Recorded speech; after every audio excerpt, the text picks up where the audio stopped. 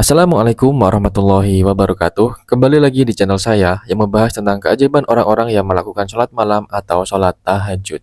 Kali ini aku akan membawakan cerita seorang perempuan yang hubungan asmaranya tidak direstui oleh orang tuanya. Seperti apa kisahnya? Simak video ini sampai selesai. Kalau bahas tahajud, jadi flashback bagaimana dulu pertama kenal dengan suami. Dulu aku sempat tidak bisa move on selama 2 tahun setelah hubunganku kandas dengan pacar pertamaku.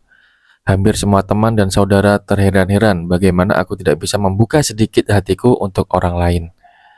Dari semua laki-laki yang mereka kenalkan padaku, atau lelaki yang memang datang dengan sendirinya kepadaku, tanpa ada yang mengenalkan, tak ada satupun yang menarik di mataku. Sedikit pun.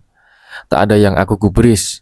Sampai aku berdoa, memohon kepada Allah dalam setiap sujudku untuk dimudahkan bertemu dengan laki-laki baik dan soleh seperti kriteria yang aku mau. Sampai aku pernah berkata, kalau suatu hari nanti ada laki-laki yang mampu membuka hati ini, artinya dia adalah laki-laki yang memang Allah kirimkan untukku. Singkat cerita, akhirnya aku dikenalkan oleh teman asramaku dengan teman pacarnya. Entah ini laki-laki keberapa yang dikenalkan temanku kepadaku. Dia ini seumuran denganku. Hal yang membuat Hal yang membuat aku sedikit berpikir ulang untuk kenal dengan dia karena sejujurnya aku mau yang usianya di atasku, seperti yang apa pernah disampaikan ibuku. Katanya, ketika mencari pasangan, carilah yang usianya di atas aku, karena wanita itu cenderung punya pola pikir yang lebih dewasa dan bahkan akan terlihat lebih cepat tua dibandingkan dengan laki-laki. Tapi dengan iming-iming kalau dia anak yang baik, pintar, rajin sholat, ketua organisasi dan sebagainya, akhirnya aku luluh. Aku mau mencoba sedikit hatiku untuknya. Aku mau berkenalan dengannya. Saat masih PDKT, dia sering membangunkan aku untuk sholat tahajud. Selalu menelpon atau sekedar miss call untuk memastikan aku sudah bangun atau belum. Dan ini yang membuat aku tertarik pertama kali dengan dia. Long story short, akhirnya kita jadian. Namun, hubungan kami kurang direstui oleh ibuku dengan alasan usia kami yang seumuran. Padahal usia bukan satu-satunya patokan kedewasaan seseorang. Singkat cerita, kami berdua menjalin hubungan diam-diam. Setahunan kami menjalin hubungan. Restu itu tak kunjung kami dapatkan. Hanya cuma karena alasan usia. Padahal dia serius dalam hubungan ini. Dia juga tipikal sepertiku yang maunya langsung serius. Tidak mau membuang-buang waktu untuk berpacaran lama-lama. Selama jadian, dia mengingatkan aku dan membangunkan aku untuk sholat tahajud. Dia tidak berubah, sampai pada akhirnya aku menyerah dengan hubungan kami. Tapi dia selalu menyemangatiku. Ada satu hal yang paling aku ingat dari kalimatnya. Seperti ini kalimatnya. Kalau kita udah gak bisa ngapa-ngapain, ketika udah gak ada usaha yang bisa dilakukan lagi, berdoa, meminta kepada Allah adalah jalan terakhir. Bukankah doa yang dipanjatkan di sepertiga malam itu tidak pernah ditolak Allah? Dari situ, keajaiban datang. Ibuku luluh, beliau menerima hubungan kami, beliau merestui kami untuk melangkah ke jenjang berikutnya. Alhamdulillah. Ternyata keajaiban tahajud yang aku alami tidak sampai di situ, teman-teman. Ketika hampir setahun kami menikah, aku dihadapkan dengan kenyataan bahwa aku sulit hamil. Aku didiagnosa PCOS, Polycystic Ovarium Syndrome, oleh dokter saat merencanakan untuk program hamil. Ini adalah dokter kelima yang kami kunjungi.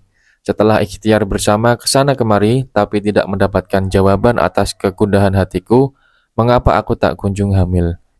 Aku menangis sejadi-jadinya menerima kenyataan ini karena aku tahu sindrom ini susah-susah gampang untuk disembuhkan. Aku tahu karena memang aku pernah mendapatkan materi ini saat di bangku kuliah. Ditambah referensi dari internet yang kalau dilihat dari ciri-cirinya, beberapa ada padaku. Dan ini sejalan dengan apa yang juga dokter katakan pada kami bahwa jika tidak tepat penanganannya, sindrom ini agak sulit disembuhkan. Tapi lagi-lagi suamiku selalu menyemangatiku. Dia bilang dia akan terus bersamaku, mendampingiku apapun yang terjadi. Bahkan ketika kami tidak diberikan anak sekalipun, dia tidak akan meninggalkanku. Dia kembali mengingatkanku untuk memohon kepada Allah agar Allah mudahkan segalanya, agar Allah kabulkan harapan kami untuk segera memiliki momongan. Hampir setiap hari kami berdua selalu tahajud, memohon kepada Allah dan juga tak lupa Untuk sholat duha, rutin sholat sunnah, sedekah, dan mengamalkan doa Nabi Zakaria, doanya yang seperti ini. Robbi habli min ladunka dzurriyyatan thayyibatan innaka sami'ud du'a. Yang artinya, ya Tuhanku, berilah aku keturunan yang baik dari sisimu. Sesungguhnya engkau maha mendengar doa. Quran Surat Ali Imran ayat 38. Dan juga ini.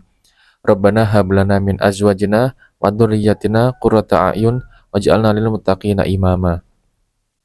Yang artinya, ya Tuhanku, anugerahkan kepada kami istri kami beserta keturunan kami sebagai penyenang hati kami, dan jadikanlah kami imam bagi orang-orang yang bertakwa.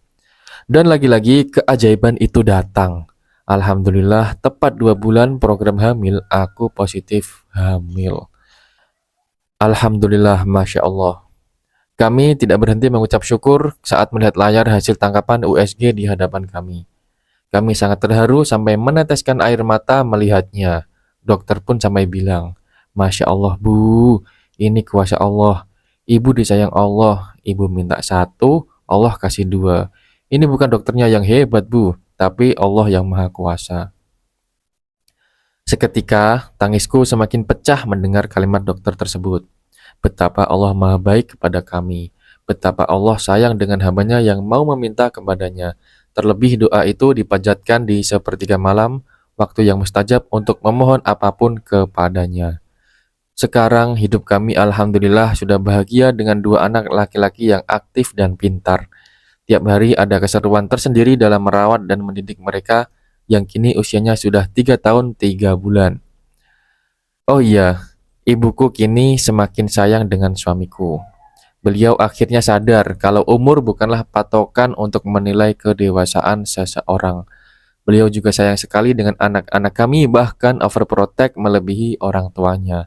Bagaimana enggak, cucu pertama, kembar pula, alhamdulillah, Masya Allah. Doakan kami untuk menjadi orang tua yang baik untuk mereka, baik dalam menjaga amanah yang Allah sudah berikan kepada kami. Semoga kelak mereka menjadi anak yang hebat, sehat, baik, pintar, bermanfaat untuk sesama, dan tentunya menjadi anak solih kebanggaan keluarga dan sekitarnya. Amin ya Rabbal Alamin. Nah teman-teman semuanya, sudah kita dengarkan kisah seorang perempuan yang tidak direstui hubungan asmaranya oleh orang tuanya, tetapi akhirnya Allah luluhkan hati ibunya untuk merestui hubungan mereka berkat rutin sholat tahajud. Gak hanya sampai di situ, ketika mereka sudah menikah, mereka tetap istiqomah untuk menjalankan sholat tahajud. Ketika perempuan ini dihadapkan dengan kenyataan yang seperti itu, dia terus berdoa hingga keajaiban itu datang. Nah, perempuan ini sudah mengalami keajaibannya. Sekarang kalian kapan? Ketika Allah memberikan kesempatan sholat tahajud setiap hari, maka marilah kita sambut kesempatan itu dengan bangun dan menyambutnya, sholat dan sujud menghadap kepada Allah, meminta kepada Allah apapun yang kita minta. Semoga dengan kisah ini kita diberikan hidayah oleh Allah dan taufiknya untuk rutin dan istiqomah melakukan sholat tahajud setiap hari. Sekian dari saya, kurang lebihnya mohon maaf. Subhanakallahumma wa bihamdika asyhadu an la ilaha illa anta astaghfiruka wa atubu ilaik. Assalamualaikum warahmatullahi wabarakatuh.